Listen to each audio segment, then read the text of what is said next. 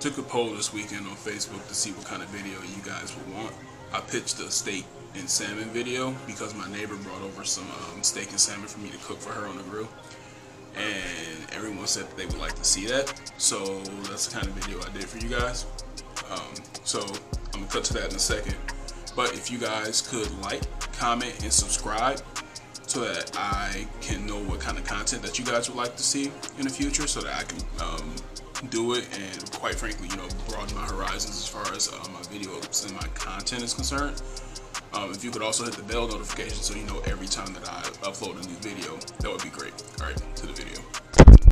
So I got some steaks here. It's a few different cuts of steak. I don't know what all the cuts of steak are because I didn't buy the steaks. My neighbor actually bought the steaks. But as far as seasoning them goes, the process is pretty simple. Next thing I'm putting on it is some Hawaiian smoked salt. Actually, salt has a really good flavor. It's also a little expensive, but it's good salt. And with steak, you can be pretty liberal with the seasoning, just because it's a thicker cut of meat and the seasoning isn't penetrating the meat. And then I hit it with my rub.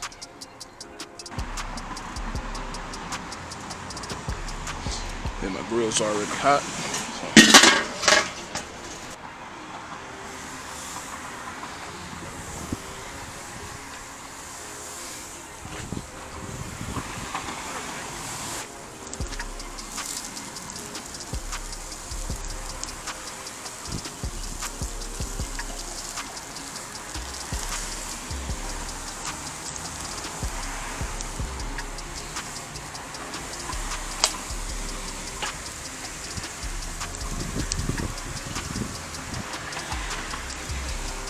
I like to use a meat thermometer. I know a lot of people like to try to use all types of tricks and stuff when they cook like steaks. Nothing wrong with being careful.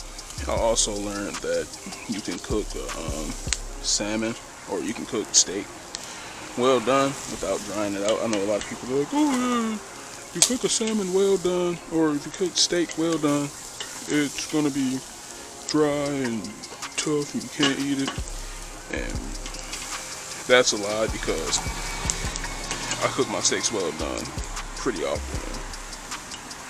Rarely ever are they dry and tough. I'll show you guys how to make a truly good steak, even if it's well done. So what I like to do first off is take a sheet pan or something, cookie sheet, whatever you got. Put it off to the side, and then you want to take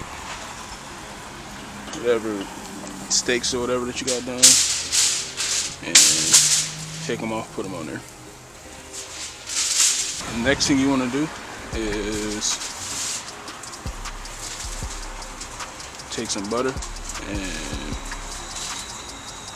just put it on there like that on the steaks when they get done. This will allow the steaks to absorb the fats and juices and stuff that they lost during the cooking process back in. When you rest meat after you cook it, that's what happens. We do the same thing with brisket, we do the same thing with pulled pork and all that stuff. If you reintroduce the fats into the meat after they get done cooking, you get a much juicier meat at the end. Alright y'all, so this is a prime example of what I'm talking about. This steak, the steak is cooked all the way through, so it's well done, but